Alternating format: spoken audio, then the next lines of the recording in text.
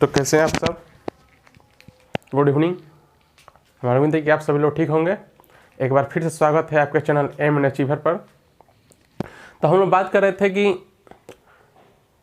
Polity के बारे में पढ़ रहे थे, भारतीय संविधान की विकास यात्रा।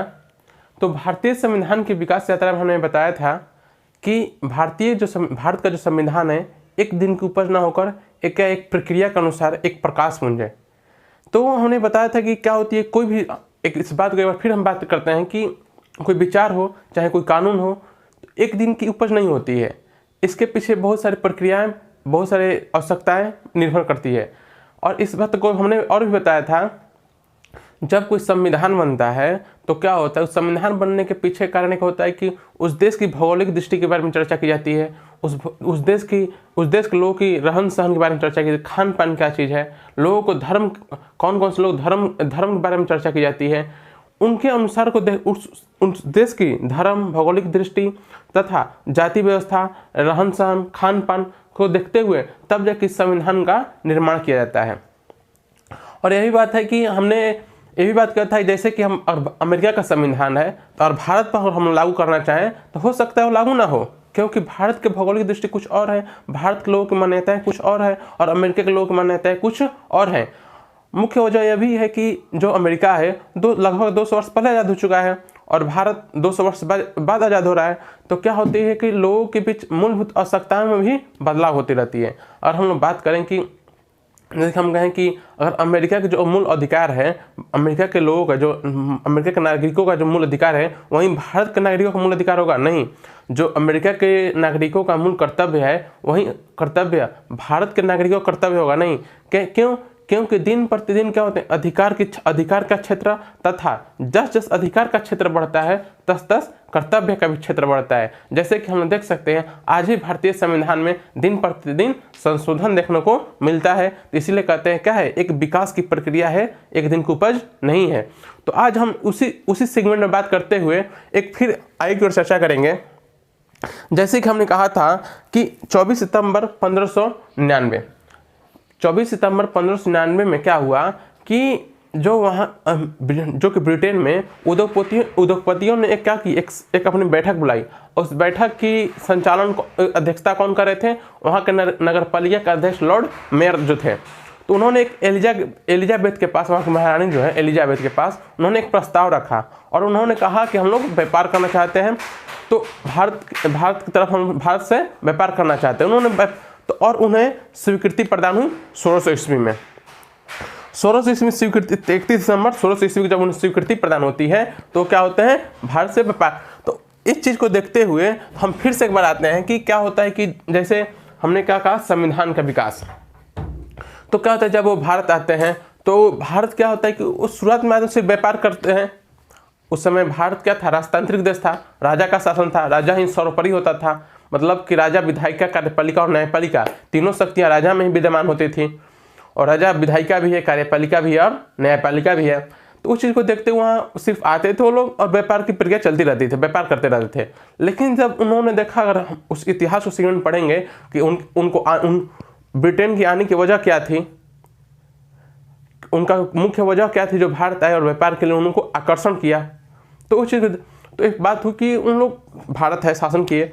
और मेन बदलाव होता है जब बंगाल में उन लोगों का शासन, जब बंगाल से व्यापार करना स्टार्ट करते हैं, शुरुआत करते हैं, तो वहाँ से क्या होता है कि 1757 में एक प्लासी युद्ध होती है, जो कि हम लोग पढ़ेंगे इतिहास में। 1757 में जब प्लासी युद्ध होती है तो वहाँ से एक इतिहास का नया रुख मुड़ता है। और उसके बाद तत्काल ही क्या होते हैं कि 1764 अर्थात 1764 में बक्सर का युद्ध हो जाता है, बक्सर का युद्ध होता है, जिसमें कि उस युद्ध में भी ब्रिटेन की विजय प्राप्त होती है। और उसके बाद 1765 ईस्वी में क्या होता है, इलाहाबाद की संधि होती है। तो इलाहाबाद की संधि से स्टार्ट होती है हमारा संविधान। अगर हम देखें तो एक तरफ से तो क्या होता है, 12 अगस्त 1765 हमने क्या कहा कि क्या होता है कि जैसे हमने यही बताया कि 12 अगस्त 1765 तो इलाहाबाद की संधि होती है। 1765 में क्या होती है, इलाहाबाद की संधि होती है। उससे पहले 1764 में क्या होता है, बक्सर का युद्ध, और 1757 में प्लासी का युद्ध। प्लास्टिक। अब उसके बाद क्या होता है, जब 1765 में जब बंगाल 1765 में बक्सर की युद्ध विजय के बाद अब उन लोगों का जो ब्रिटिश ईस्ट इंडिया कंपनी थी उन्होंने अपना अधिकार क्षेत्र बढ़ाने का प्रयास किया। अब उन लोग व्यापार तक सीमित न रहकर उन्होंने सोचा कि हम लोग राजस्व पर तथा यहाँ के न्यायिक व्यवस्था पर अर्थात दीवानी व्यवस्था पर हम लोग क्या करें, वर्चस्व बनाने का प्रयास करें। तथा तो उन्होंने क्या किया, बंगाल, बिहार, उड़ीसा का दीवानी अधिकार प्राप्त कर लिए। मतलब कि 12 अगस्त 1765 को उन्होंने बंगाल, बिहार और उड़ीसा के दीवानी अधिकार अपने अंतर्गत कर लिया। अब उसके बाद क्या होता है कि उस समय क्या था कि 1772 से हम लोग बताएंगे जब आगे जाकर पढ़ेंगे द्वैत शासन क्या होता है ना, दो सत्ताएं कैसे काम करती हैं द्वैत शासन में। तो क्या होता है 1772 ईस्वी में वारेन हेस्टिंग जो कि बंगाल का द्वैत शासन अंतर, बंगाल का शासन ईस्ट इंडिया कंपनी के। तो क्या होता है कि 1772 में बंगाल का शासन क्या होता है कि द्वैत शासन जो बंगाल में चलती थी 1772 ईस्वी में किसके द्वारा, वारेन हेस्टिंग्स द्वारा उसे समाप्त कर दिया जाता है, उसे खत्म कर दिया जाता है। अब उसके बाद क्या होता है कि कुछ ऐसे भी स्थितियां थी, सिर्फ तो ईस्ट इंडिया कंपनी को ही क्या हुआ था, व्यापार करने का अधिकार प्राप्त हुआ था, किससे, भारत से। तो उन लोग जो ब्रिटेन में जितने भी उद्योगपति थे, जितने भी अन्य कंपनियां थी, उन्होंने क्या किया, उन्होंने संसद में चाहे अन्य जगहों पर क्या किए, अनेक प्रकार के मतलब कि उन्होंने आवाज़ उठाना शुरू कर दिए उद्योगपतियों और कंपनियों के अधिकार की समाप्ति हेतु। मतलब कि उन्होंने क्या कहा कि एक अधिकार जो है किसी एक कंपनी को मिला है, उस एक अधिकार को समाप्त किया जाए। क्या किया जाए, एक अधिकार को समाप्त किया जाए, वो अधिकार हमें भी तथा अन्य कंपनियों को भी दिया जाए, वो व्यापार करें। तो जिसकी वजह से क्या हुआ, ब्रिटिश संसद पर दबाव बनती है। तब दबाव बनते ही उन्होंने क्या किया, EIC के साथ उन्होंने 4 लाख पाउंड क्या किया, 4 लाख पाउंड प्रति वर्ष राजस्व के लिए उन्हें जमा करना होता है। किसे, EIC द्वारा ब्रिटिश राजस्व को देना पड़ता है 4 लाख पाउंड। तो फिर यह क्या होती है कि अब क्या होता है कि जब किसी देश को चलाना हो और किसी राज्य को चलाना हो तो एक व्यापार तक ही सीमित तरह का नहीं, जब आपके अंतर्गत क्षेत्रीय, जब आपके अंदर दीवानी अधिकार, व्यापारिक अधिकार, सभी अधिकार आपके अंतर्गत आ गए तो क्या होते हैं, आपके जिम्मेदार, जैसे कि हम लोग कहते हैं जब आपका अधिकार बढ़ता है तो साथ साथ आपका कर्तव्य भी बढ़ता है। उसी तरह से जब इन्होंने देखा गया तब क्या होता है, आगे चलकर गतिविधियों पर नियंत्रण क्या होता है कि कहा जाता है कि अगर आप कोशिश कीजिएगा अपना शासन चलाने के लिए तो क्या होगा, किसी चीज को प्राप्त करने के लिए तथा उस चीज को नियंत्रित को बनाए रखने के लिए क्या, तो उस नियंत्रित को, उस स्थिति को बनाए रखना है क्या, तो उस स्थिति को बनाए रखने के लिए क्या किए गए, कानून का निर्माण शुरू किया गया। तो क्या हुआ कि ईस्ट इंडिया कंपनी ने क्या कि संसदों द्वारा मिलकर, ब्रिटिश संसदों द्वारा मिलकर क्या किए, कुछ कानून का निर्माण किया गया।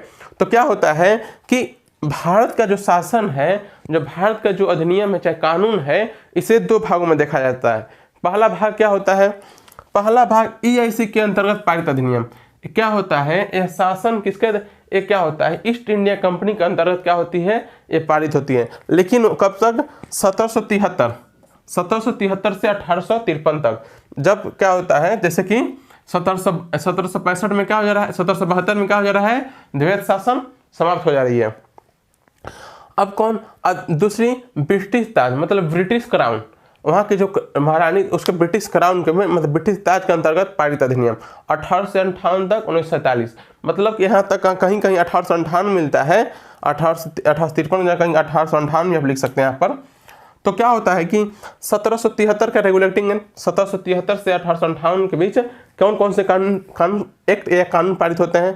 पहला 1773 का रेगुलेटिंग एक्ट, दूसरा पिट्स इंडिया एक्ट 1784, 1813 का चार्टर एक्ट, 1833 का चार्टर एक्ट, 1853 का चार्टर एक्ट।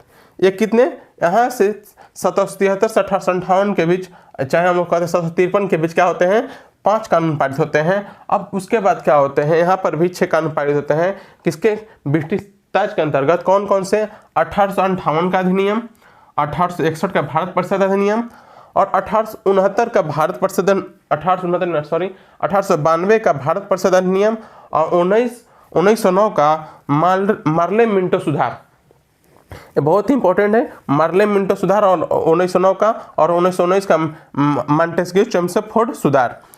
और उसके बाद सबसे इंपॉर्टेंट जो कि भारत का शासन अधिनियम 1935 है। हम लोग ने देखा था कि गणतंत्र जब हम पढ़ रहे थे हम लोग देखा था जब भारत का संविधान नहीं बना था तो क्या हुआ था, उस समय तक क्या हुआ कि भारत के संविधान आज़ादी से लेकर भारत के संविधान बनने के बीच तक क्या हुआ था, भारत का जो शासन है किसके द्वारा संचालित किया जाता है, भारत शासन अधिनियम 1935 के द्वारा।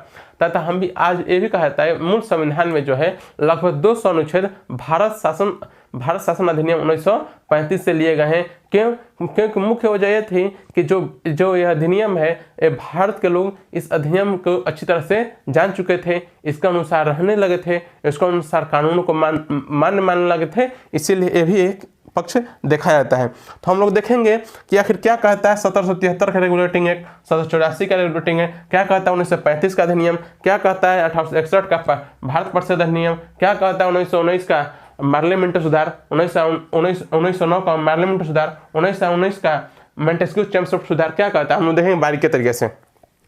पहले हम लोग देखते हैं 1773 का रेगुलेटिंग एक्ट। तो इसको लिखना हो तो लिख लीजिए।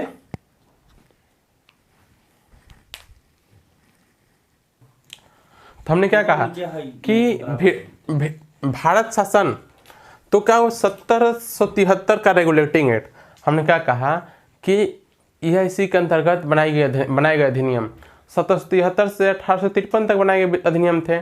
तो पहला अधिनियम क्या था 1773 का रेगुलेटिंग एक्ट था। मेन इसका उद्देश्य क्या था, जो कंपनी में जो व्यापक भ्रष्टाचार थे, लोग निजी व्यापार कर रहे थे, रिश्वत ले रहे थे उपहार के रूप में, तो क्या उसे मुख्य था उसे बंद करना या कम करना। जहाँ तक बंद करना था उसको कम से कम या बंद से बंद किया जा सके। तो मुख्य उद्देश्य तो क्या था, कंपनी के व्याप्त भ्रष्टाचार एवं कुप्रशासन को दूर करना।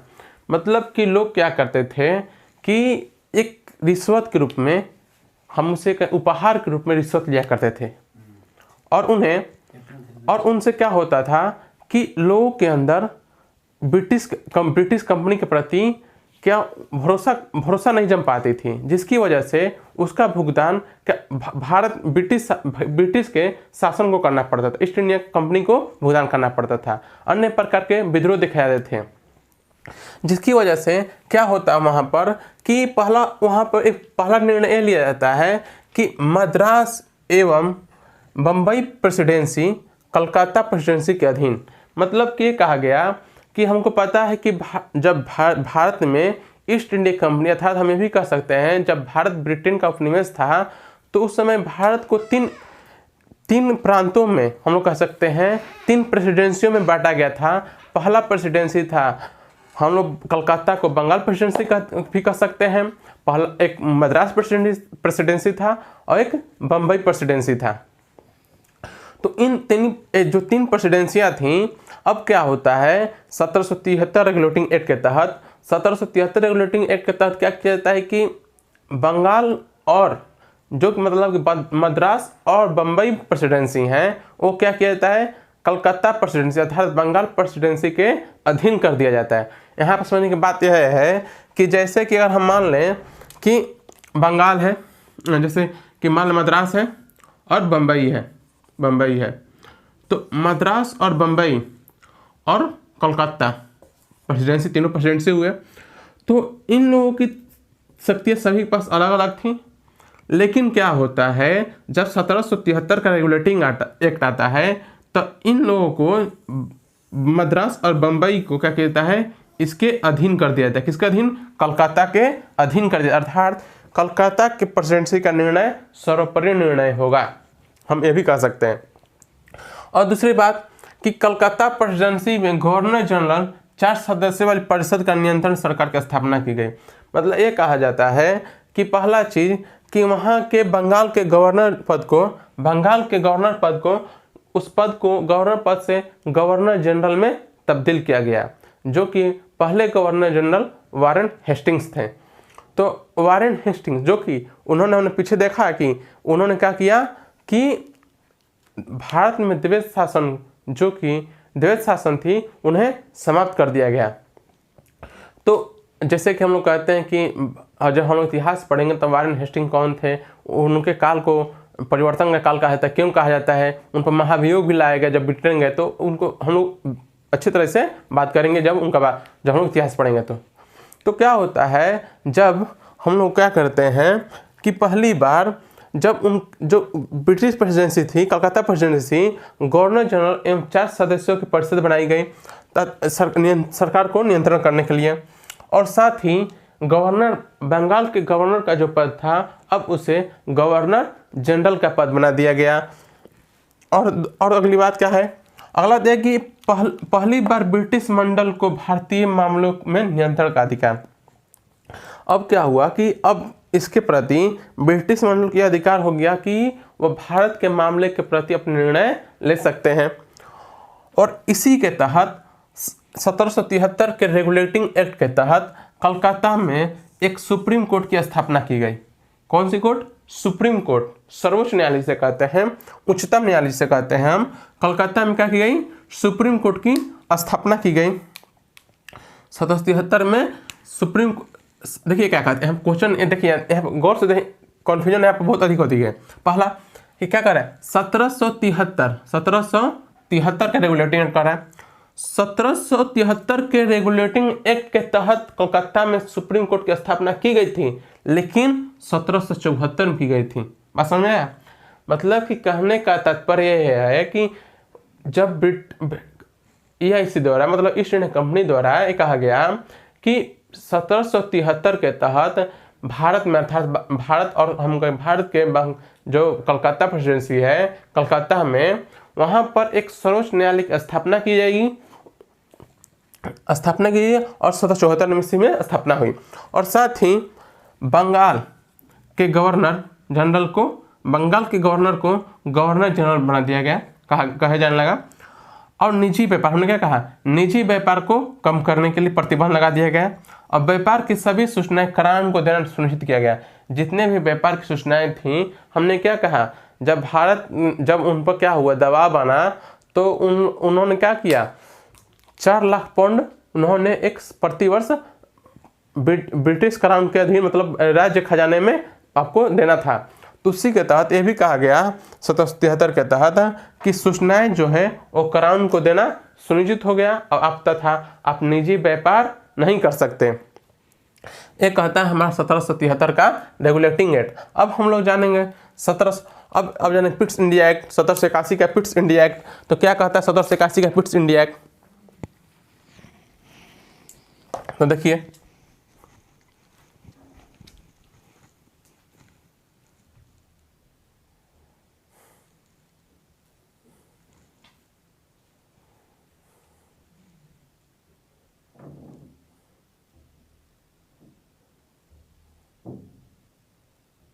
जब 1773 का रेगुलेटिंग एक्ट आती है तो उसमें जब कोई नियम कुछ कमियां रह जाती हैं, बहुत सारी कमियां रह जाती हैं, उस कमियों को दूर करने के लिए उस समय ब्रिटिश संसद द्वारा क्या किया जाता है कि 2 समितियां बनाई जाती है, एक प्रवर समिति और गुप्त समिति।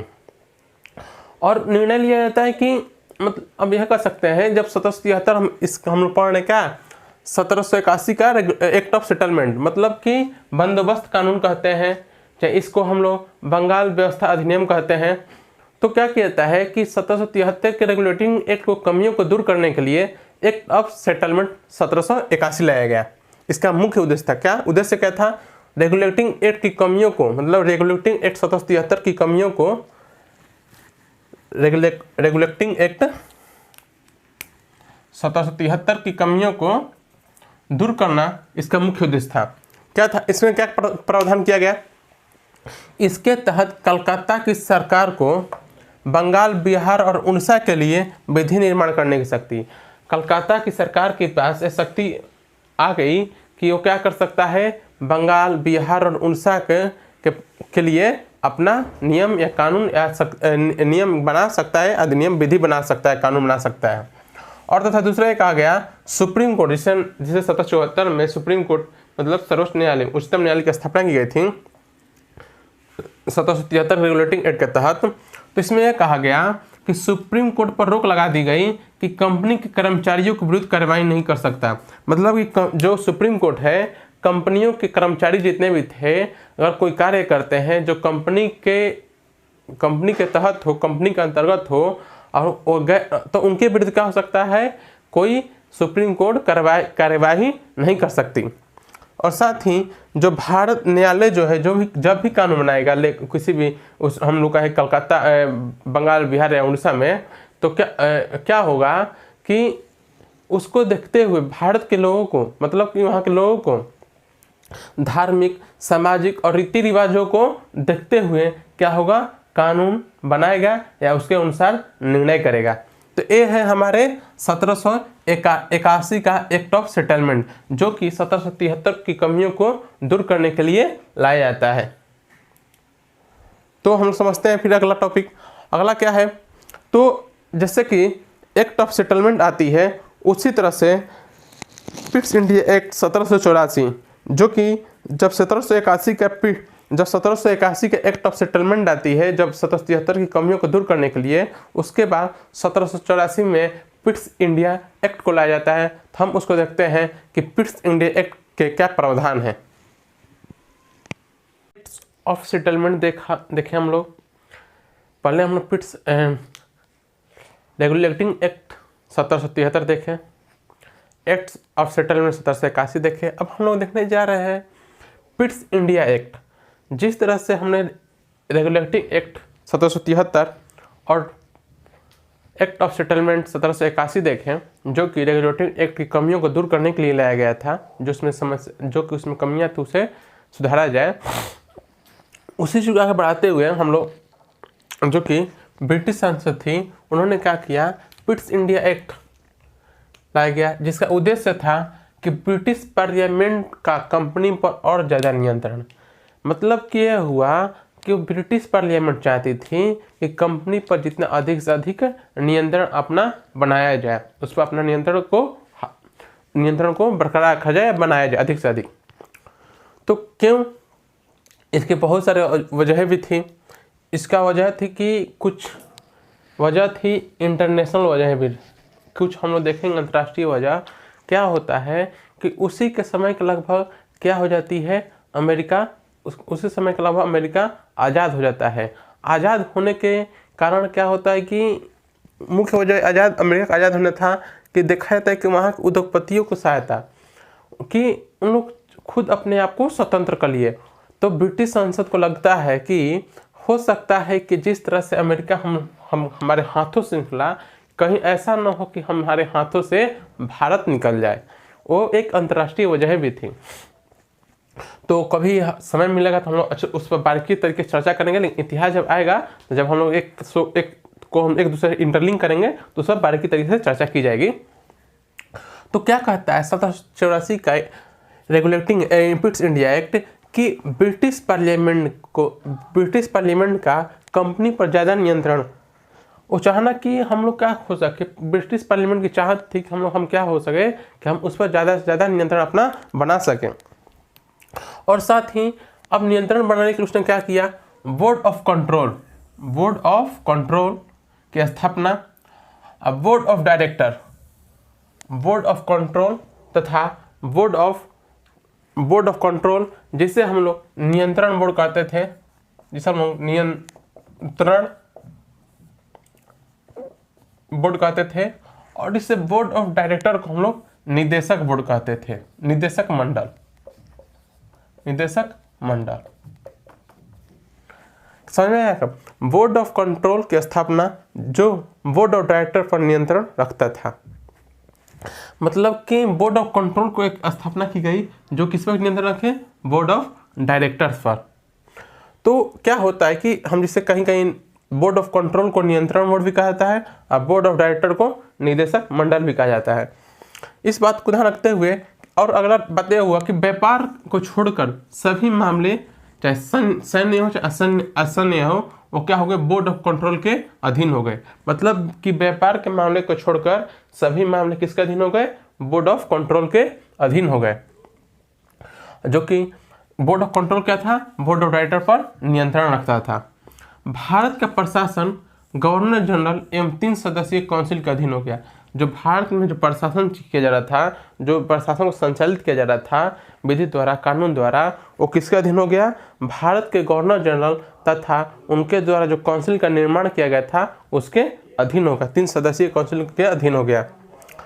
द्वैत शासन की शुरुआत, अब कहा जाता है कि यहाँ से द्वैत शासन की शुरुआत होती है। इसको देखते हुए बोर्ड ऑफ कंट्रोल और बोर्ड ऑफ डायरेक्टर को देखते हुए कहा जाता है कि ये जो शासन है द्वैत शासन 1858 तक, मतलब कि जब तक ब्रिटिश क्राउन, जब ब्रिटिश ताज की जब विधियाँ उसके अधीन नहीं हो जाती, जब उसके अनुसार अधिनियम पारित नहीं किया जाता, तब तक क्या होता है 1858 तक, जब उस समय क्या होता है 1857 क्रांति होती है, तो उसमें उसके बाद बहुत सारे बदलाव होते हैं। तो 1858 तक क्या होते हैं, द्वैत शासन बने रहते हैं। अब उसके बाद क्या होता है, कंपनी के व्यापारी और राजनीतिक कार्यकलापों का विभाजन। मतलब कि ये हुआ कि हमने क्या देखा कि कंपनी ने क्या किया कि नियंत्रण को बनाए रखने के लिए, उस पर अपना नियंत्रण बनाने के लिए उन्होंने बोर्ड ऑफ डायरेक्टर और बोर्ड ऑफ कंट्रोल की स्थापना की। साथ ही यह देखा गया कि कंपनी व्यापारिक और राजनीतिक कार्यकलापों का विभाजन, यहाँ पर क्या हुए, व्यापारिक कार्य और तथा राजनीतिक कार्यकलाप जितने भी कार्य थे इनको अलग अलग भागों में विभाजित कर दिया गया।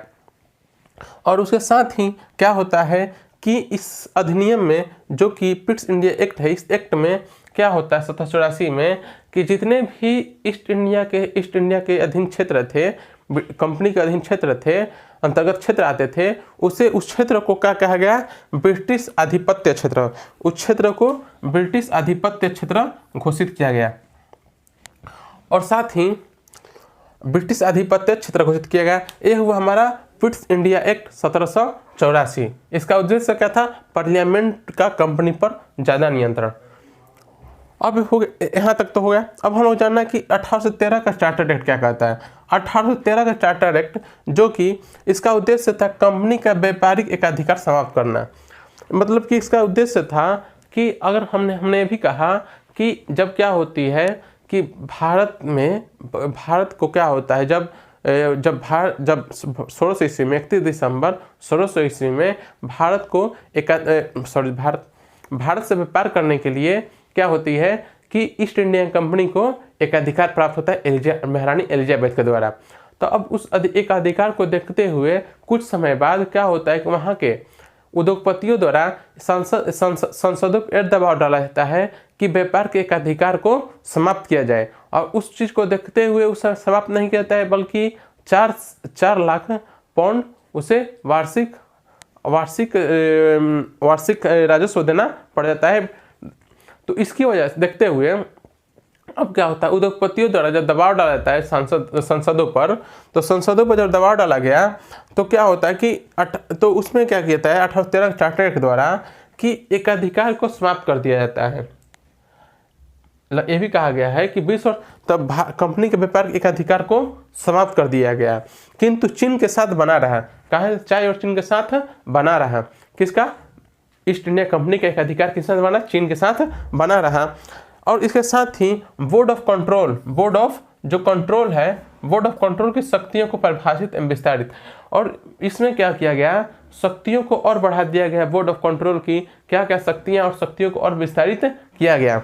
और साथ ही ईसाई मिशनरियाँ, जितने भी ईसाई धर्मगुरु हम जिसे कहते हैं, ईसाई मिशनरियों को एक कहा गया कि वो भारत में आकर अपने धर्म को प्रचार प्रसार कर सकते हैं, लोगों को धर्मांतरण करा सकते हैं, धर्म परिवर्तन करा सकते हैं, और तथा उन्हें मतलब ये कर सकते हैं ईसाई मिशनरियों को भारत में प्रवेश के लिए अधिकार दे दिया गया, अनुमति दे दी गई। तथा 1 लाख प्रति वर्ष भारतीय शिक्षा और साहित्य पर खर्च। ये भी कहा गया कि 1 लाख प्रति वर्ष, मतलब कि हर साल भारत के शिक्षा, एजुकेशन तथा साहित्य लिटरेचर पर क्या होंगे, खर्च किए जाएंगे प्रति वर्ष 1 लाख। तो अब आज से हम 1 लाख की तुलना नहीं करेंगे, उस समय की 1 लाख की रकम बहुत बड़ी रकम होती थी। तो उतना तो आप लोग भी जानते, उतना तो आप लोग ज्ञानी है ही। तो इस बात को ध्यान रखते हुए उस समय क्या किया गया है, 1 लाख प्रति वर्ष भारतीय शिक्षा और साहित्य पर खर्च करने का प्रावधान किया गया। और साथ ही भारत एक अंग्रेजों का संवैधानिक स्थिति एक जब आती है, जब क्या किया जाता है कि जब व्यक्ति आपका राजनीतिक कार्यक्रम, चाहे सांस्कृतिक कार्यक्रम, चाहे शिक्षा को देखते हुए और हर चीज़ देखते हुए जब वो विकास करता है, चाहे कोई भी प्रावधान करता है, अधिनियम बनाता है, विधि बनाता है, आपको लग जाता है उसके पता चल जाता है कि उस राज्य पर किसका आधिपत्य है। इससे पता चल जाता है कि संवैधानिक स्थिति अब अंग्रेजों की चाहे हमका ईस्ट इंडिया कंपनी चाहे ब्रिटिश की, वहाँ पर क्या हो गई, स्पष्ट हो गई है कि अब इन लोग अब जल्दी आज़ाद होने वाला इसको क्या होगा, भारत की तरफ से उपनिवेश पूर्ण रूप से बन चुका है। तो अब यहाँ तक समझ में आया हम लोगों का। अब देखिए कहाँ से लोग यहाँ पर दिक्कत होती है। क्वेश्चन कैसे यहाँ पूछा जाता है, एक कहा जाता है कि ब्रिटिश आधिपत्य क्षेत्र, तो किस एक्ट के द्वारा ये लगा कि भारत किस घोषित किया गया, ईस्ट इंडिया कंपनी जो है कि अधीन क्षेत्र को ब्रिटिश आधिपत्य क्षेत्र घोषित किया गया, तो पिट्स इंडिया एक्ट 1784 के तहत। और एक और बात कि ये कहा गया कि ईसाई मिशनरियों को भारत में अनुमति किस एक्ट के तहत दी गई, तो क्या किस एक्ट के तहत, 1813 के चार्टर एक्ट के तहत। एक और क्वेश्चन है बने, और बहुत सारे क्वेश्चन बनते हैं, जैसे कि तो हल्के फुल्के क्वेश्चन है, जैसे हम एक सीरीज लेकर हर दिन कुछ हम सोच रहे हैं कि क्लास स्टार्ट होने से पहले, जैसे कि हमने क्वेश्चन चैप्टर पढ़ा है भारत की संवैधानिक यात्रा, तो उस यात्रा से जुड़े जितने भी क्वेश्चन बनेंगे उस पर क्या किया जाए, डिस्कस किया जाए, उसको हल किया जाए। 10 तो इस सब चैप्टर से जुड़े डेली 10 क्वेश्चन होंगे, हो सकता है आज नहीं कल नहीं, कुछ समय के मतलब 2-4 दिन में स्टार्ट हम सीरीज को करेंगे। तो क्या होता है कि अब अगला बात है कि अब और क्वेश्चन ये भी पूछा जाता है कि भारत ईसाई मिशन हो गया कि किस एक्ट के तहत चाहे कब भारत की शिक्षा और साहित्य के लिए प्रति वर्ष 1 लाख रुपए खर्च किए गए, तो 1813 के चार्टर्ड एक्ट के तहत। ये हुए हमारे 1784 का पिट्स इंडिया एक्ट और 1813 का चार्टर्ड एक्ट, जो कि हमें बताते हैं कि कौन कौन से प्रावधान किए गए। तो अब हम लोग को जानना है कि अब हमारा एक बहुत सारे, जैसे कि 1833 का, तो 1833 का चार्टर एक्ट पढ़ेंगे। तो आज हम लोग का इतना ही तक, अब अगला क्लास कल देखेंगे। तो इस चीज़ को रिवीजन कीजिए और अच्छे से लुत्फ उठाइए और मज़े से पढ़िए, कोई दिक्कत नहीं, एकदम आहिस्ते आहिस्ते पढ़िए। कोई परेशानी होती हो, कोई क्वेश्चन आपको डाउट लगता हो, तो आप किताबें भी पढ़ते हो तो उसमें आप भेजिए, कमेंट कीजिए, आपकी अच्छी तरह से कुछ जहाँ से कोशिश किया जाएगा, उचित रूप से जहाँ से हो सके उतना हल करके अच्छी तरह से आपको जवाब दिया जाएगा। तो ये हुआ हमारा 1784 का और 1813 का एक्ट। तो आज के लिए इतना ही, अब हम लोग कल पढ़ेंगे, फिर से मिलेंगे 1833 के चार्टर्ड एक्ट के लिए। धन्यवाद।